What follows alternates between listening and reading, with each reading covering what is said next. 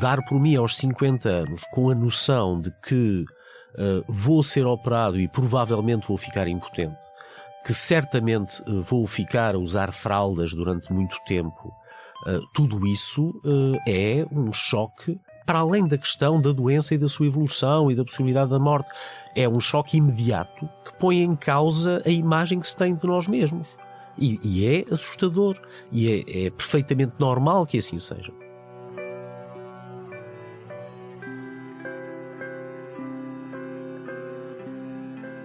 O meu convidado conviveu sempre com o pior da espécie humana. Dedicou toda a carreira à luta contra o terrorismo. Jorge Bento Silva esteve décadas na Comissão Europeia a trabalhar de perto nas relações externas com países como o Iémen, Iraque, Turquia e Rússia, e são apenas alguns exemplos. Fez parte das equipas de segurança que lidaram com os atentados de Madrid, do Charlie Hebdo, do Bataclan e de Nice. Combateu o tráfico de órgãos e de crianças. Diz que para entender o que se passa na cabeça de um terrorista, em qualquer parte do mundo, é preciso ter empatia, abrir as tripas ao sofrimento dos outros. E acredita que esse sofrimento dos outros, que foi acumulando nos últimos 35 anos, foi uma das principais causas do cancro da próstata que lhe foi diagnosticado há 14 anos. Eu sou a Sara Tainha, jornalista da SIC, e este é o podcast Tenho Cancro e Depois. Olá Jorge, obrigada por ter aceitado o nosso convite. Olá Sara, muito obrigado. Está aqui hoje connosco ao lado do Dr. Pedro Macedo, psiquiatra. Vamos olhar de perto para as questões da saúde mental e do cancro, e é um gosto, é a primeira vez que temos um psiquiatra neste podcast. Obrigada, Dr. Pedro, bem-vindo. Olá, obrigado pelo convite.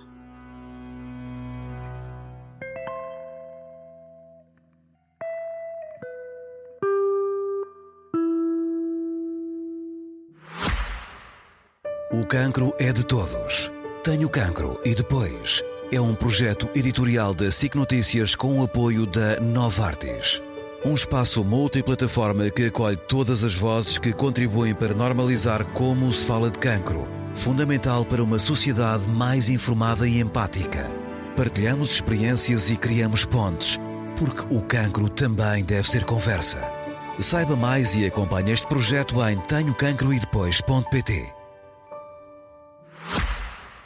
Jorge, sei que precisamos de entender a sua história para perceber a ligação que o Jorge faz entre aquilo que sentiu, entre aquilo que viveu e o aparecimento do cancro, mas primeiro, de uma forma resumida e direta, porque é que o Jorge acredita que no seu caso, o seu cancro, uma coisa teve a ver com a outra? Olha, o cancro, e isso aí é conhecimento partilhado, científico, tem muitíssimos fatores. Tem fatores ambientais, tem fatores genéticos, tem fatores comportamentais. Os fatores comportamentais são responsáveis por metade do que tem incidência conhecidamente no cancro. Sabemos que o tabaco é responsável por 19% dos cancros, que a obesidade é um fator objetivo, que o consumo de álcool é muito importante. Há muitos fatores comportamentais que participam na emergência do cancro. Há fatores ambientais. Se uma pessoa vive num sítio que tem muito granito ou gás radon, tem um bocadinho mais de possibilidades de vir a ter cancro. Obviamente, quando estamos expostos a pesticidas no mundo rural ou a amianto num contexto industrial, também há mais probabilidades de ter um cancro. Aquilo que a minha intuição é que, para além de todos esses fatores, há fatores de ordem psicológica e psicossomática que participam ao lado de todos os outros, na emergência de um cancro, na sua evolução, mas felizmente também podem ter um papel muito positivo em contexto terapêutico. Que o fator psicossomático influencia a evolução de um cancro é comprovado por estudos que comparam pessoas com diferentes perfis e veem qual é a forma como as metástases evoluem, etc. Jorge, no seu caso, o que é que sentiu, olhando dos estudos, não é, para a sua realidade? De que forma é que sentiu que aquilo que viveu influenciou o aparecimento do cancro? Bom, no meu caso, o cancro apareceu numa altura particular da minha vida, em que 2 filhos meus tinham tido problemas graves, um de saúde, um divórcio, portanto, o meu contexto pessoal era muito complicado e incluía elementos de sofrimento próprio e alheio, e tive um filho 1 ano e meio numa cadeira de rodas, com dores atrozes, e portanto o sofrimento de um filho, todos os pais sabem, é mais difícil de suportar que o próprio.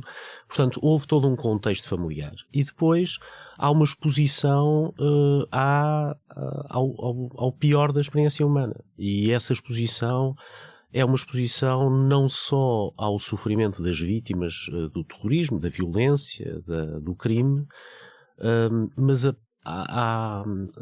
os próprios terroristas, os próprios criminosos, antes de o serem, eram bebés maravilhosos, que tinham mães amantíssimas. Conhecer a mãe de um miúdo que foi morto, ou a mãe de um miúdo que matou, o que lhe faz às tripas, é muito semelhante. A forma como a unidade escorrega para o sofrimento, a forma como a dor leva à dor, é algo que é essencial entender para desenvolver estratégias de prevenção, de reabilitação, de intervenção. Mas esse entendimento requer, como a Sara dizia, empatia, proximidade, projeção no outro, abertura a entender o que lhe aconteceu, e isso inevitavelmente acaba por nos trazer... Nos entrar na pele. Nos entrar na pele. O Nietzsche dizia que se olhares demasiado tempo para o abismo começa a olhar para ti. E as pessoas que estão expostas a grandes doses de sofrimento, colegas seus, jornalistas de guerra, conheci fora da Europa, são pessoas que muito frequentemente acabam por sucumbir através do álcool, da tragédia pessoal.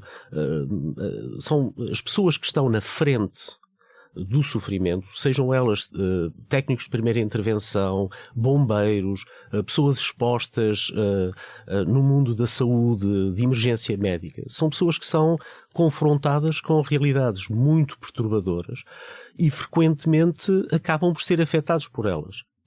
Como é que se é afetado? Há a hipótese, o Damásio fala na relação que existe entre as emoções, o sistema imunitário e a consciência em geral, e portanto não é absurdo imaginar que o sistema imunitário pode... que as emoções podem desarticular o sistema imunitário e de alguma forma favorecer o aparecimento de doenças. Não é absurdo. A minha intuição é que, no meu caso, para além de muitos outros fatores, os fatores psicossomáticos que vinham da minha vida pessoal e da minha vida profissional tiveram uma participação efetiva, se não no aparecimento da doença, pelo menos na sua evolução. E se isso assim é uma excelente notícia, porque os fatores psicossomáticos positivos, a alegria de viver, a forma de encarar a vida para além da doença, pode contribuir também de uma forma muito positiva para lidarmos com ela. E o seu diagnóstico aparece quando? O meu diagnóstico aparece quando eu tinha 49 anos. E a doença provavelmente, portanto, o diagnóstico aos 51 e a doença provavelmente aos 49. O que é cedo para um cancro da próstata, que era o meu tipo de cancro, é importante também os homens terem a noção de que o cancro da próstata é talvez cada vez mais um tipo de cancro que aparece cedo na vida de um homem. Ainda existem muitos países onde a despistagem do cancro da próstata se faz só para pessoas de mais idade, e portanto os meus médicos ficaram muito surpreendidos por esse aparecimento numa idade tão prematura, que coloca depois outras questões de que vamos falar, até reprodutivas, porque aparece este cancro numa altura em que eu já tinha 3 filhos, mas podia não ser o caso, não é? E quando aparece, o Jorge já tinha uma intuição, já sentia no corpo que algo não estava bem, não é? Sim. Aquilo que lhe disse quando conversámos foi exatamente isso. Eu estava a falar com a minha ex-mulher, com a mãe do meu filho mais novo, e dei por mim a dizer-lhe que ela estava a estudar, tinha voltado a estudar e estava a fazer o mestrado, e eu dei por mim a dizer-lhe que achava que era melhor não manter a suspensão desse mestrado, reatar, porque era importante para o nosso filho que ela estivesse nas melhores condições para o caso de me acontecer alguma coisa. E ela pergunta, mas porquê é que te havia de acontecer alguma coisa? Estás doente? E eu bloqueei, não consegui dizer que não. Mas também não tinha nada que dizer que sim, fiquei simplesmente confrontado com a noção que de repente havia alguma coisa que me impedia de dizer que não tinha um problema de saúde. No dia seguinte... Mas aqui estamos a falar de uma altura em que não havia qualquer tipo de diagnóstico. Nada. Portanto, no dia seguinte fui começar a fazer um check-up médico, onde apareceu que tinha glisanoito, em 18 furos que me fizeram na próstata, 17 era só tumor. Mas não havia indicação nenhuma, portanto foi pura intuição. Essa intuição, como é que aparece? Quanto a mim, é importante dar ouvidos à intuição. A intuição faz parte de um contínuo em que há elementos, depois na evolução da doença, há elementos que são sinais fracos. São indícios subtis de que alguma coisa está a mudar, que nós, como seres humanos, se conhecermos bem o nosso corpo, podemos detectar. Há outros que estão para além do que o conhecimento, a consciência acordada, lúcida, nos traz, mas que o nosso corpo tem conhecimento disso. O nosso sistema imunitário está a viver e, de alguma forma, parece-me a mim que é capaz de enviar para o conhecimento, através das emoções, algo que, não sendo muito fácil de objetivar, é muito importante. E, portanto, estar atento à intuição parece-me, embora não seja muito racional, entre aspas, sim, mas parece-me muito seguro e parece-me uma boa dica.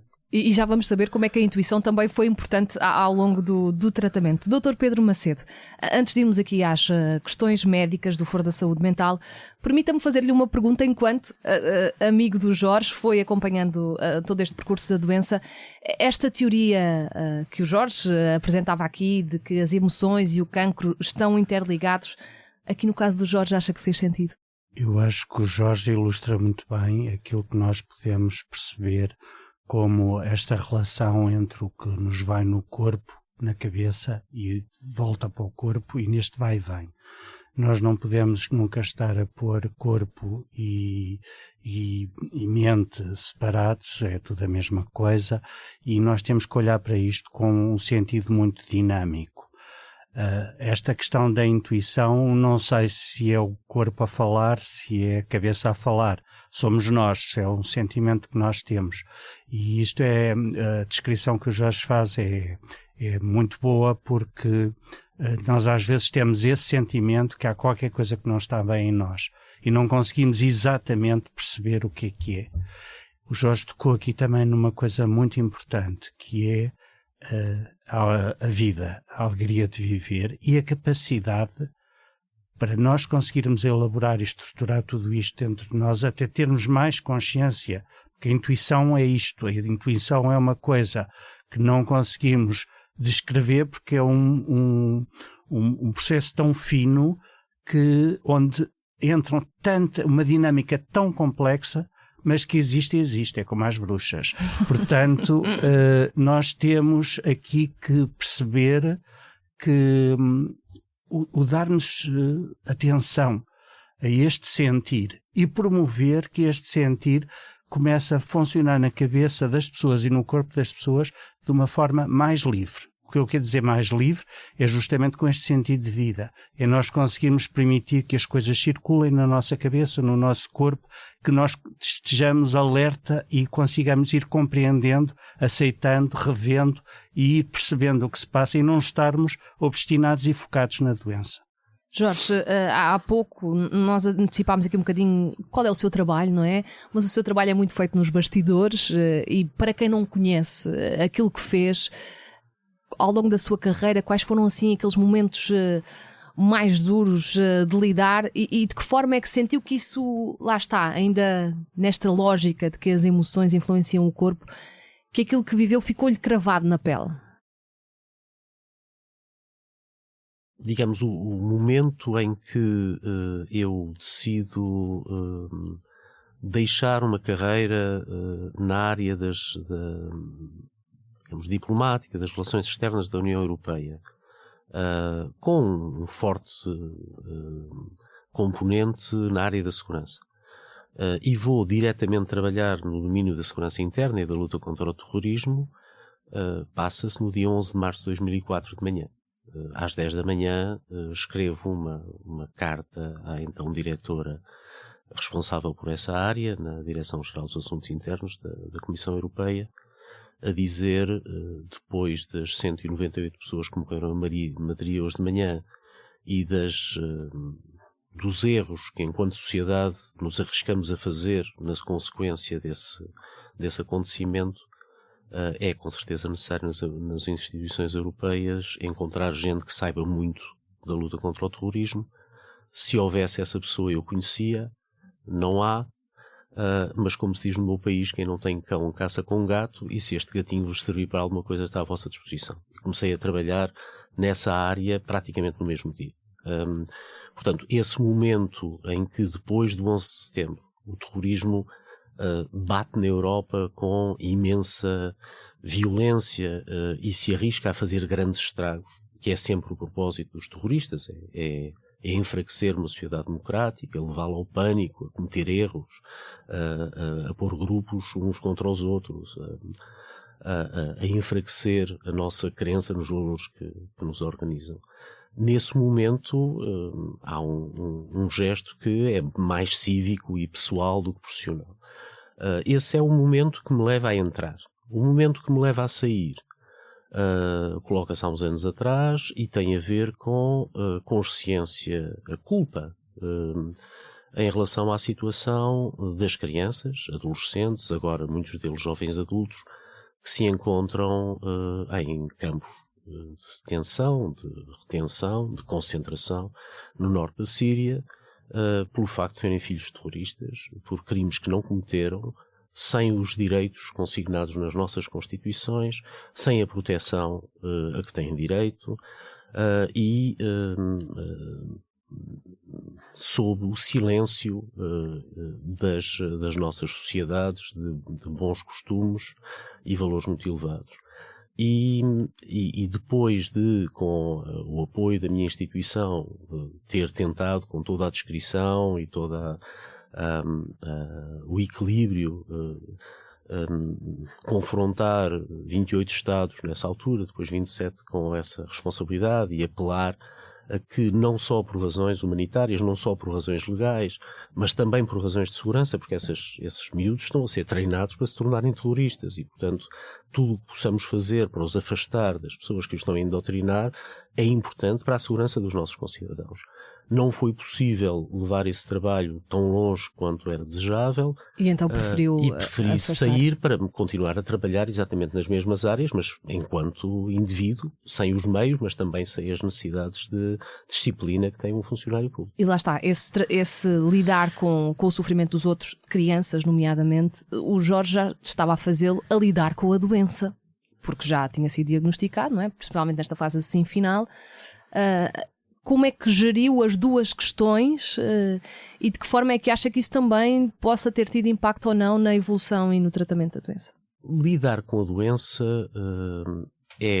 no meu caso, tem sido para mim essencialmente um exercício de aprendizagem pessoal, de autoconhecimento e um exercício cada vez mais leve e feliz. O cancro não é de todo a causa da minha felicidade, mas é um elemento estruturante do caminho que fiz para a mesma.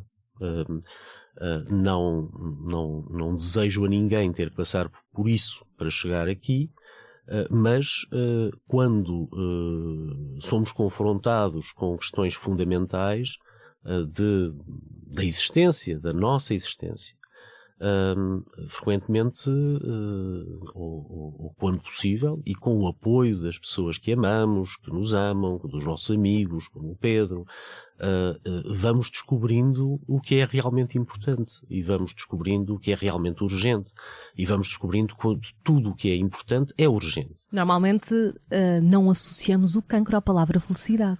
É interessante trazer aqui essa ligação. Como lhe disse, ontem foi um dia triplamente importante para mim. Foi um dia em que se decidiu que amanhã vou fazer 2 cirurgias a 2 tumores no meu pulmão direito, que é os primeiros tumores que me apareceram no órgão vital. Ao mesmo tempo, foi o dia em que voltei ao meu país depois de 38 anos de ausência e que ponho aqui a minha morada e que volto com muita motivação, com muito empenhamento, com projetos em que já estou a trabalhar desde há algum tempo e que vou reforçar, como o Pedro sabe. E foi o dia em que assinei o contrato de aluguer de um apartamento onde vou viver com uma mulher que conheci há 7 anos e pela qual estou absolutamente apaixonado. A felicidade é o estado em que eu me encontro. A doença é um elemento que faz parte do meu cotidiano, mas ao qual eu dou toda a atenção de que precisa e nem um grama mais. A doença tem todo o meu foco, tenho uma responsabilidade perante mim e perante as pessoas que dependem de mim, aquelas que gostam de mim, de fazer tudo para tratar a doença com seriedade, mas a minha vida não é a doença. A minha vida é todo o resto e todo esse resto dá-me os meios de enfrentar a doença da forma mais útil possível, também do ponto de vista terapêutico. Deixa-me perguntar aqui ao Dr. Pedro, estas questões da saúde mental, e lá está, quando ouvimos um diagnóstico de cancro, muitas das pessoas pensam que vão morrer, e, sem romantizar, é mesmo assim, não é? Ouvem a palavra cancro e associam de que o fim pode estar próximo. Devia ser obrigatório estar atento às questões de saúde mental durante o diagnóstico, durante o tratamento do cancro? Não sei se consigo ter resposta para isso, porque depende do que é estar atento às questões da saúde mental. Se é exercermos uma abordagem em que nos preocupamos com diagnósticos e não nos estamos, e com medicações, e não nos estamos a focar no funcionamento da pessoa, eu não sei se nós não estamos a reforçar o foco na doença e a excluir este lado tão importante que é a vida. O acompanhar uma pessoa numa circunstância dessas é nós percebermos um bocadinho o que é que vai dentro da pessoa, quem é aquela pessoa, qual é o papel da doença em toda a vida, em todos os processos, os momentos, a dinâmica de vida. Enquanto psiquiatra, que trabalho é que faz com os doentes oncológicos? Eu trabalhei com doentes oncológicos porque fiz formação em Paris, em psicossomática, e nessa altura trabalhei com doentes oncológicos. Também trabalhei com doentes oncológicos quando fiz psiquiatria de ligação.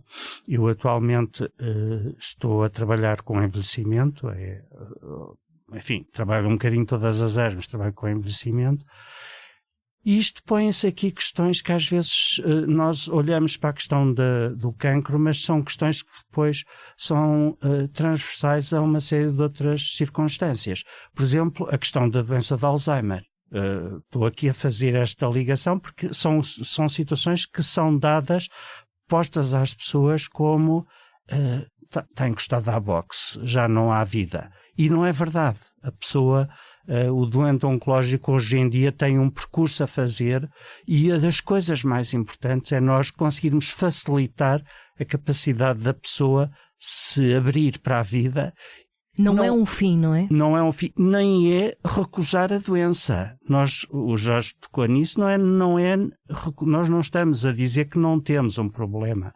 Nós estamos a dizer que temos um problema, agora temos que o relativizar em relação a tudo o que são todos os nossos outros aspectos da vida e permitir que tudo isso seja integrado num processo em que nós consigamos sentir-nos capazes de viver. Mas a verdade é que há muitos doentes oncológicos que se sentem sozinhos, não acompanhados nesse sentido, até porque o Serviço Nacional de Saúde, como sabemos, nem sempre tem espaço para abrir a estas questões da saúde mental, não é?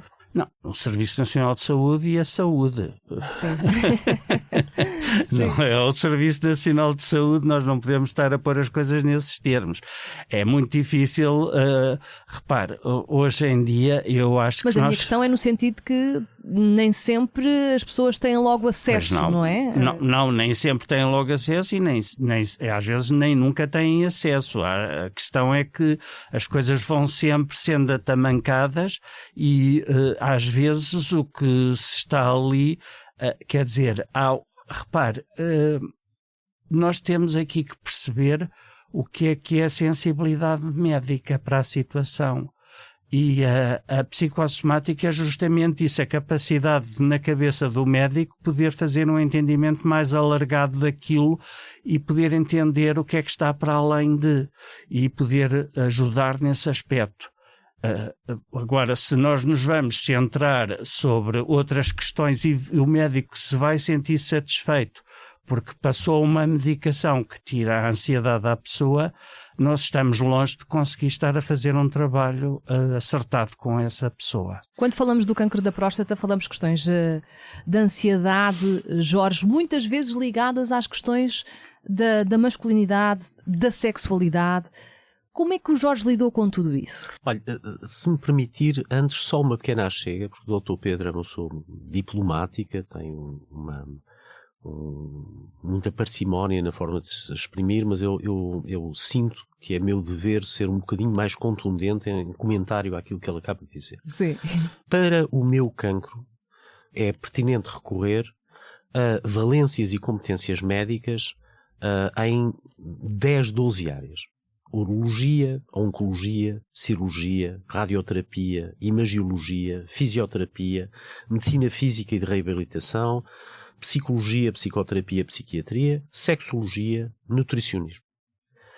Nunca nenhum dos profissionais de saúde mais eméritos com que trabalhei na Bélgica, em Portugal, em França, me remeteu voluntariamente para as outras valências que são necessárias ao melhor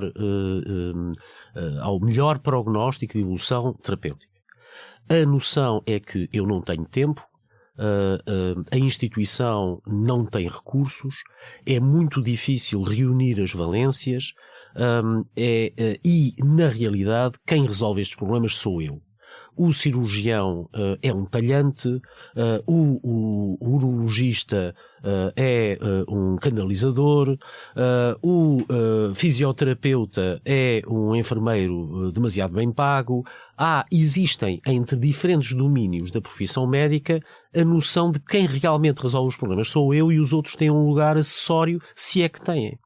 O olhar que muitos deles têm sobre muitos outros é um olhar não muito valorizante, para além dos elementos objetivos de recursos limitados.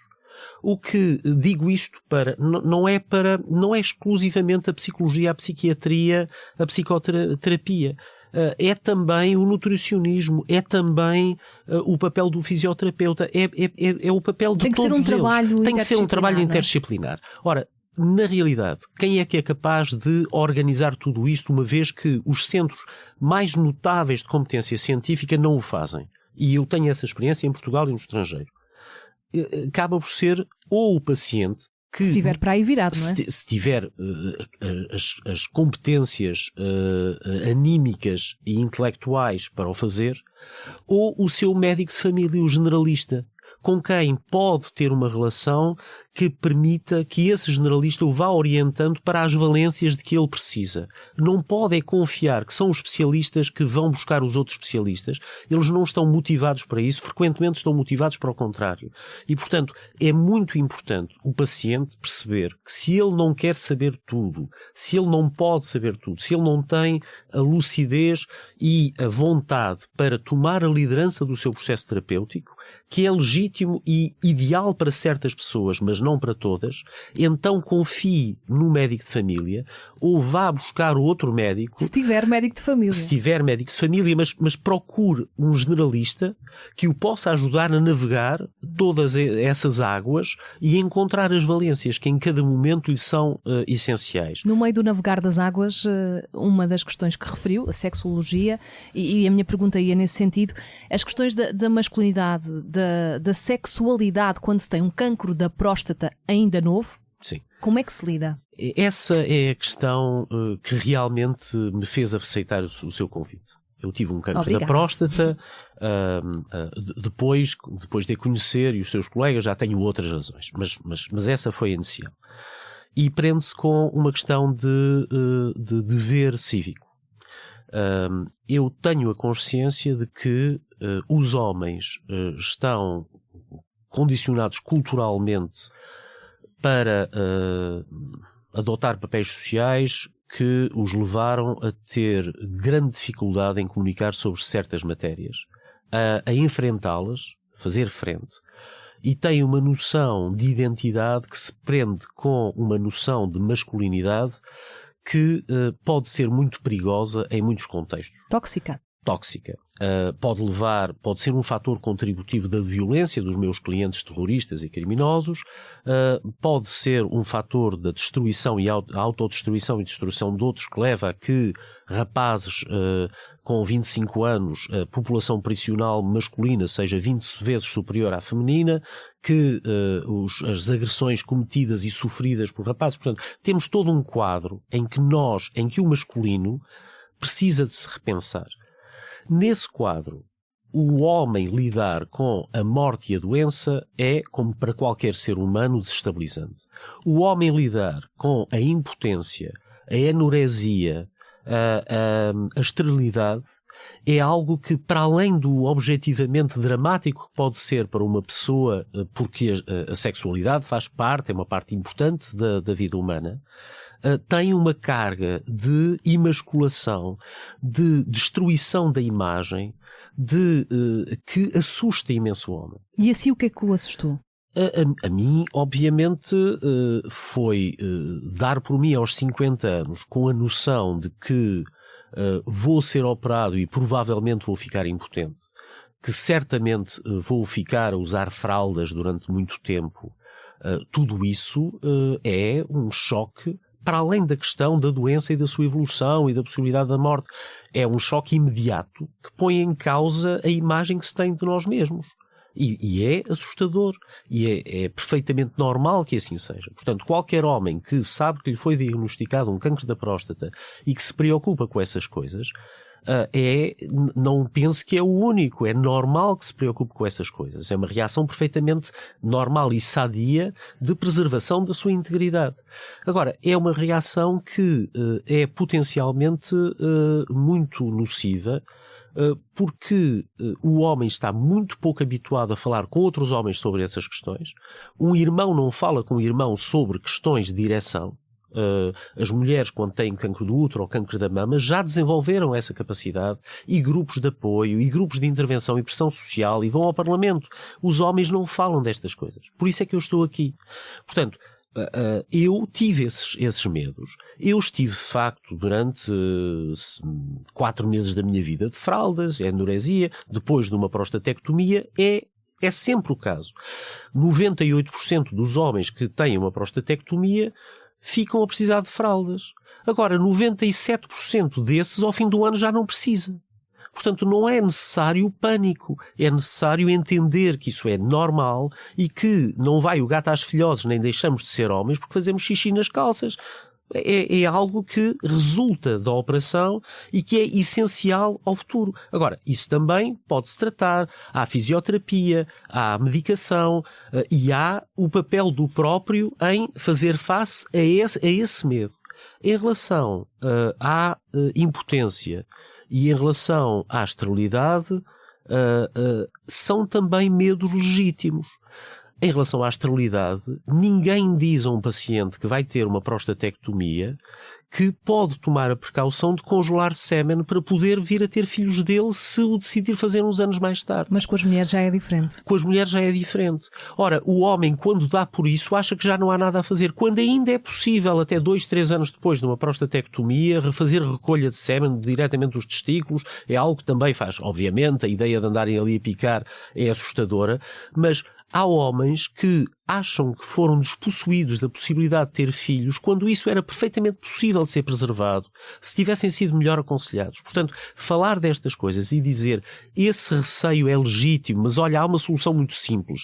Olha, teres medo de fazer xixi nas fraldas, mas ao fim de um ano, 97% das pessoas não têm esse problema. E depois a questão da ereção e tudo o que está ligado com ela. Dos relacionamentos. Exatamente. Não é só sexualidade. Exato. O grande medo não é muito além da ereção, é o impacto que ela vai ter na imagem de si e na relação com o outro. E, de facto, muitos homens com quem eu tenho falado, de palavra puxa palavra, eu apresentei-me como voluntário na instituição onde tenho sido seguido na Bélgica para falar com outros homens que têm esses problemas. Nunca me enviaram a ninguém. Mas, através de amigos, há pessoas que me telefonam para falar, porque depois de falar comigo sentem-se menos mal dispostos. E, portanto, vão falando. E o grande terror clandestino é o meu parceiro vai-me deixar porque eu não o consigo satisfazer. Pior do que a falta de ereção, pior do que a questão da masculinidade, da imagem de si, é o medo de que a outra pessoa se vá embora, de que eu deixe de poder mostrar a outra pessoa o amor que tenho e que essa pessoa deixe de me amar porque eu já não sou capaz disso. Ora, isso é legítimo mais uma vez. Agora, não há razão nenhuma para isso. Porque o que é que acontece? Primeiro, a ereção, em muitos casos, em 80% dos casos, é possível preservar o suficiente do tecido vascular e nervoso para se voltar a ter ereções. Foi o meu caso, fui muito feliz, não é o caso de toda a gente, mas é o caso de muita gente. Mesmo quando isso não é possível, ou quando há um enfraquecimento da capacidade erétil, há remédios para isso. Mas depois há tratamentos locais, há próteses, há uma infinidade de meios que fazem com que um homem que deixou de ter uma capacidade espontânea de ereção suficiente para manter relações sexuais,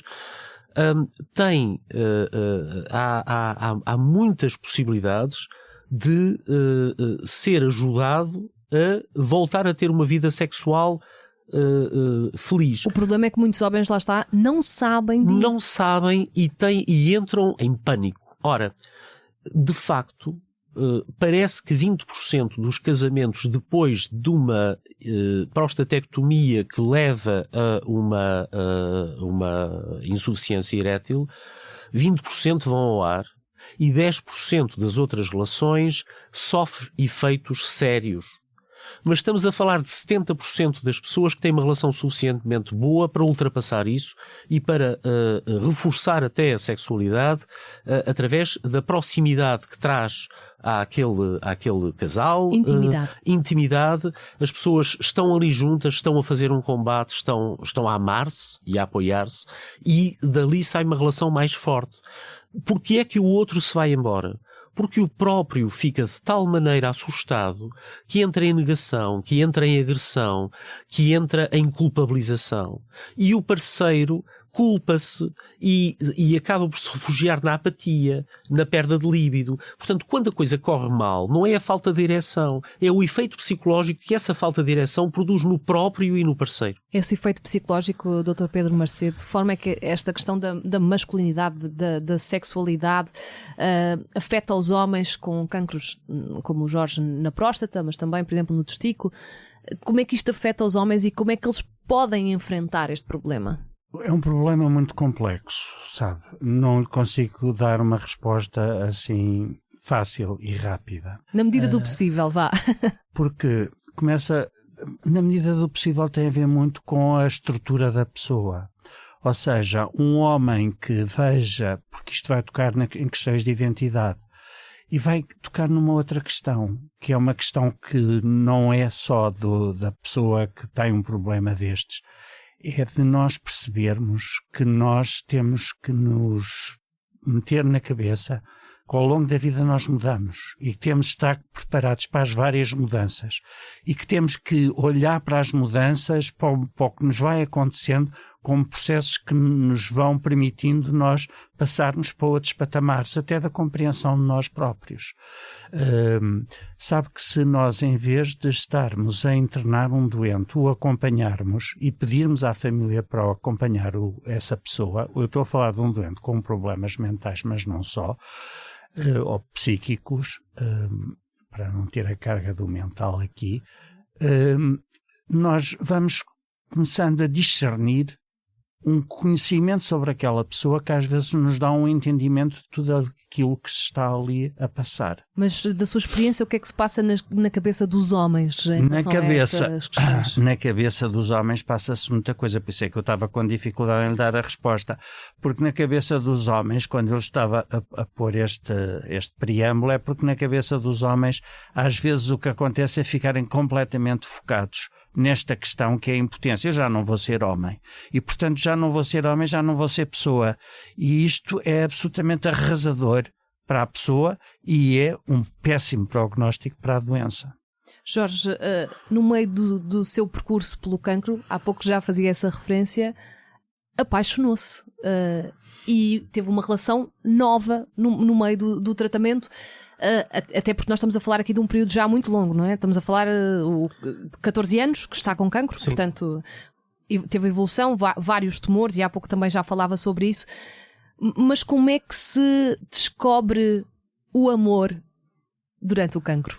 Com surpresa, confesso que tinha decidido que já tenho 3 filhos, tive 2 casamentos, mais uma outra relação, e muita parra, pouca uva, não vale a pena.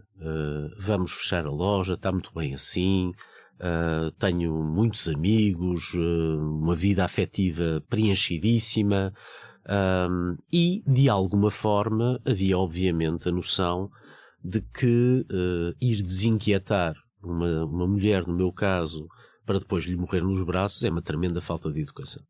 E, portanto, a partir do momento em que há um prognóstico severo a prazo, a noção de estabelecer uma relação amorosa parecia-me algo que não, já tive muito, já amei, já fui amado, já tive filhos e, portanto, nesta altura não vou estar a levar a tristeza a quem não a merece, e portanto deixa de estar. Mas a vida trocou-lhe as voltas. A vida trocou-me as voltas. Eu estava a dizer ainda um bocadinho ao Pedro, fui no dia em que foi tratado o 7º tumor e me descobriram o 8º e o 9º, em vez de ir para casa da madrinha do meu filho, amiga comum, ouvir música e usar aquela hora ou duas para voltar ao estado de alegria em que eu quero viver, em que decidi viver, achei que escusava de estar a desperdiçar 2 horas, podia ir ter diretamente com essa amiga que é cantora lírica e que estava a fazer um ensaio geral no Centro Cultural de Belém, porque ela e os colegas são pessoas de tal maneira alegres e amalucados que é impossível estar surumbático à beira deles, e portanto lá fui eu. Como tinha passado 6 horas dentro de máquinas, tinha-me esquecido, tinha tirado a armadura e esqueci-me de voltar a pôr e a fivelar as proteções. E, portanto, quando dei por mim, tinha-me passado uma senhora pela viseira e tinha-se instalado no meu coração. À revelia das decisões mais definitivas dela e minha. E aconteceu. E é, obviamente, o melhor que me aconteceu em muito tempo, certamente desde o nascimento dos meus filhos. O amor ajuda a tratar o cancro? O amor ajuda em tudo. É melhor estar, viver na plenitude de amar e ser amado. Mas obviamente. Morrer-lhe nos braços seria uma falta de respeito, como seria. Mas não é assunto. Ou seja, a minha mulher, com quem comecei a viver ontem, não é a minha cuidadora. Muito obrigado. Não é a minha cuidadora. É uma companheira, é uma amante, é uma parceira, é uma aliada em projetos cívicos e culturais, é uma série de coisas. Mas agora, neste momento, a minha saúde mudou drasticamente desde esse dia. Desde esse dia, nesse dia eu decidi que era uma partida bem marota dos deuses, apresentar-me à mulher da minha vida e, ao mesmo tempo, propor-me uma hormonoterapia que me deixaria impotente. As coisas são assim. Ora, achei que não tem jeito, é desagradável, é inoportuno, e portanto achei que devia fazer aquilo que podia para tentar evitar isso. Quando isso acontecer, que é bastante provável, vou lidar com isso como lido com todo o resto, e a minha mulher vai me ajudar nisso. E vamos ser felizes também em termos sexuais. Portanto, isso não é razão para pânico. Agora, enquanto pudermos adiar ou evitar, melhor, não é? Portanto, o que tem acontecido nos últimos 7 meses, perdi 13 quilos, faço 100 km, 120 km a pé por semana, deixei de ter hipertensão, mudei radicalmente o meu estilo de vida, em termos alimentares, em termos de exercício, em termos da quantidade de horas de sol que tenho por dia, etc. Mas a mudança mais profunda é toda a serotonina e todas as hormonas que vêm dessa condição amorosa e nas quais eu banho de manhã à noite. E isso faz-me um bem do caraças. Isso faz com que o prognóstico médico seja muito melhor. Isso faz com que ontem tenha sido decidido na Fundação Champalimau, onde sou acompanhado em Portugal, adiar essa hormonoterapia sine die, porque as coisas estão a correr muito bem. E estão a correr muito bem, em grande parte, porque eu estou apaixonado. E ainda por cima por uma pessoa que também está apaixonada por mim. Ai, que bom. Doutor, esta questão das hormonas do amor realmente podem ajudar no tratamento do cancro? Sim, nós temos hoje consciência que há uma série de alterações no nosso corpo quando uma pessoa está apaixonada, quando uma pessoa está disposta e está aberta para poder ser amada e para poder ter esta relação de correspondência com outra pessoa. E isso é uma coisa naturalmente muito importante. Nós não conseguimos, naturalmente, não estamos num estado da ciência que consigamos dizer exatamente que hormonas e que hormona é que aumenta e que dispõe a uma determinada situação. Houve aí uns livros que saíram sobre a neuroquímica do amor. São coisas que são, enfim, muito discutíveis, mas acima de tudo nós temos, e portanto tem a ver com o que eu já tinha dito, a complexidade de todos estes processos, que são processos dinâmicos, dinâmicos no sentido que se ligam todos uns com os outros, as hormonas, tudo por aí fora. Portanto, nós não podemos dizer que há biologia por um lado e que há psicologia por outro. São coisas que estão ligadas e temos que olhar para tudo e tudo faz sentido. Nós não podemos estar sequer a pôr uma coisa ou outra. Agora, o que podemos perceber é que a abertura da pessoa para a disponibilidade da pessoa, porque isto é importante, porque não é só acontecer o amor. O Jorge diz que lhe caíram as defesas e isso, o que ele tinha estruturado na cabeça dele. E isso traduz-se na disponibilidade para poder ser amado, porque ser amado implica a disponibilidade do próprio, não é só estar à espera que o outro goste muito, não é? Não vamos romantizar e fazer a ideia de que tudo foi fácil, porque não foi, não é? E quando os tratamentos, Jorge, são duros, quando a ansiedade, quando o medo da morte ainda pode passar ou não pela cabeça, como é que se deixa realmente, e isto pode ser um conselho para quem nos está a ouvir, deixa de sobreviver e continua-se a viver? E o Jorge tentou fazer isso, por exemplo, lembro-me de um episódio que me contou quando tivemos a nossa conversa prévia antes do podcast, da aventura, da mega aventura que fez com o seu filho, não é?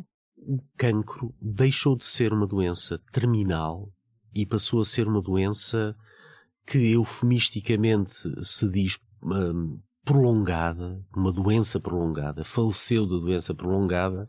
Mas não gosto nada dessa expressão, se me permite. Mas de alguma forma essa expressão infeliz, eufemística, traduz uma realidade notável e maravilhosa. É que a expectativa de vida aumentou imenso e o cancro transformou-se numa doença crónica. E essa transformação do cancro numa doença crónica é uma excelente notícia e um excelente resultado de décadas, de um século de investigação científica e de prática médica. Daí vêm-nos, para nós pacientes, novos desafios. Mas esses desafios aparecem num contexto maravilhoso da possibilidade de viver durante décadas. A questão é aprender a lidar com o cancro como doença crónica e com tudo aquilo que ele nos traz de desafios e exigências, para que esse tempo que nos é dado e que é dada à ciência para evoluir também e para nos encontrar novas soluções, seja um tempo de vida e não de sobrevida. Portanto, aceitou que vai viver com cancro, está a viver com cancro e que vai continuar. Aceitei e abracei e celebro o facto de, neste momento, já há mais de uma década, há quase uma década e meia que tenho cancro, e o que eu desejo é que dure mais uma década e meia, se for possível, se faz favor. Melhor seria, com certeza, a remissão completa. Não entro em descrença em relação a essa possibilidade milagrosa, tão infimamente provável, que é do domínio do sonho. Agora, quanto a mim, há duas formas de vencer o cancro. Uma é a remissão completa.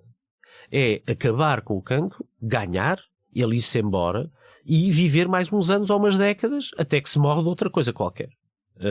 A outra é uma vitória quotidiana.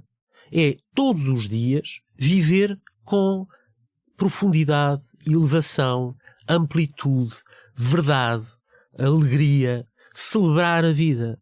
Todos os dias que celebremos a vida, em que sejamos profundamente felizes, são dias em que estamos a vencer o cancro. Mas esse estado é o único que permite também a outra vitória, que é a remissão completa. Porque estamos nesse estado, todas as condições para maximizar a eficácia clínica dos tratamentos estão na sua apoteose.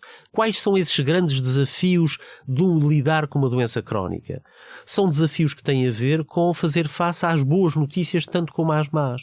Fazer face às más notícias é retomar, depois de dizer, olha, tens mais um, eliminaste o sétimo, veio o oitavo e o nono, requer resiliência, persistência, coragem e voltar a acender a chama da alegria onde parece que tudo ardeu. Mas, por outro lado, quando dão uma boa notícia e entraste em remissão, a tendência muitas vezes é, então vou voltar a beber, vou voltar a fumar, vou voltar a fazer as neiras e vou criar as condições para as coisas correrem mal outra vez.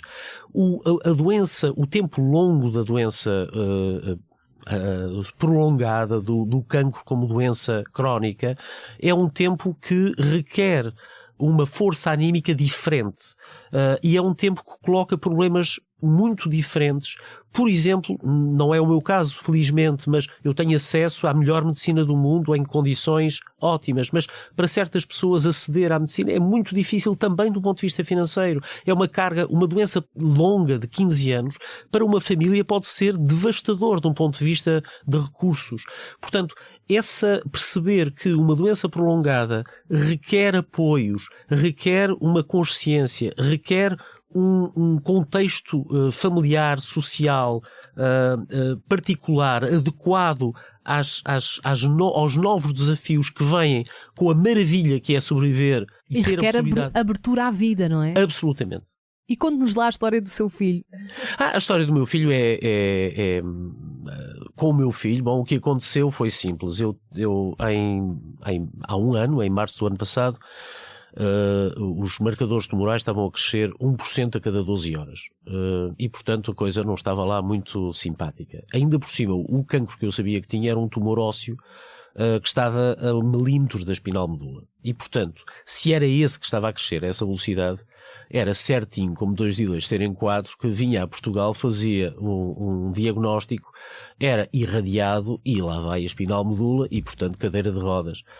E, portanto, se for assim, obviamente já estava a imaginar um subwoofer na cadeira de rodas com os diodos para ser o pai mais curtido de cadeira de rodas e aprender a fazer basquetebol de cadeira de rodas para pôr toda a gente a rir-se, que é a técnica habitual para lidar com a desgraça. Agora, já que havia umas semanas até isso acontecer, disse ao Gustavo, olha, bora lá, vamos meter no carro, começa a pôr coisas, skis nórdicos, jerrycan, umas correntes para a neve que aliás eram para outros carros nunca que couberam naqueles pneus, e arrancámos para o Círculo Polar Ártico em direção ao Mar de Barents. Tivemos uma semana com os Sami em Sápmi, no norte da Suécia, da Finlândia, dormimos em iglus, em hotéis feitos de gelo com 30 graus negativos, andámos atravessámos lagos entre nós com cães, e a ideia era, para já, se de facto a seguir ficarmos de cadeira de rodas, tivemos uma belíssima desbunda.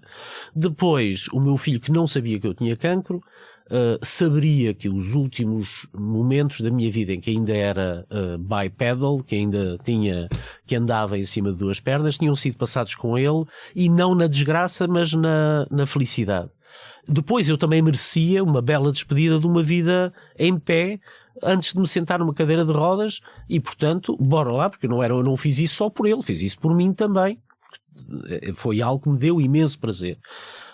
E no meio disso tudo, era a transmissão ao meu filho de que é possível e é fácil e é bestial viver assim. E até ao último momento em que podes estar em pé com alegria. E esta é uma belíssima mensagem para terminarmos este podcast.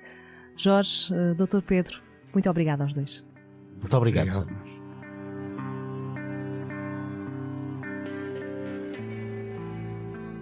Tenho Cancro e Depois é um podcast de SIC Notícias com sonoplastia de Gustavo Carvalho e Hugo Oliveira, com apoio à produção de Joana Henriques e João Filipe Lopes. A coordenação é de Joana Beleza e a direção de Bernardo Ferrão. A música deste podcast foi cedida pelo José de Combo em memória de Pedro Gonçalves. Eu sou a Sara Tainha, ouça e subscreva este podcast na plataforma que preferir, avalie e envie os seus comentários. Se quiser saber mais sobre este tema, vá ao site do Tenho Cancro e Depois.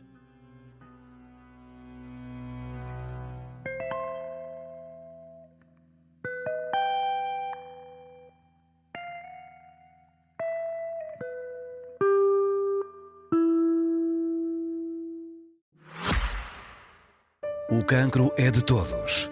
Tenho Cancro e Depois é um projeto editorial da SIC Notícias com o apoio da Novartis. Um espaço multiplataforma que acolhe todas as vozes que contribuem para normalizar como se fala de cancro, fundamental para uma sociedade mais informada e empática. Partilhamos experiências e criamos pontes, porque o cancro também deve ser conversa. Saiba mais e acompanhe este projeto em tenhocancroedepois.pt. Num mundo cheio de informação, como ajudar os mais novos a compreender as notícias? O Grupo de Mídia Impressa tem hoje na sua oferta informativa o SIC Explica-me e o Expressinho, projetos editoriais pensados exclusivamente para crianças e jovens. Notícias claras, adaptadas, que despertam curiosidade e formam cidadãos informados. SIC Explica-me e Expressinho. Informar para crescer.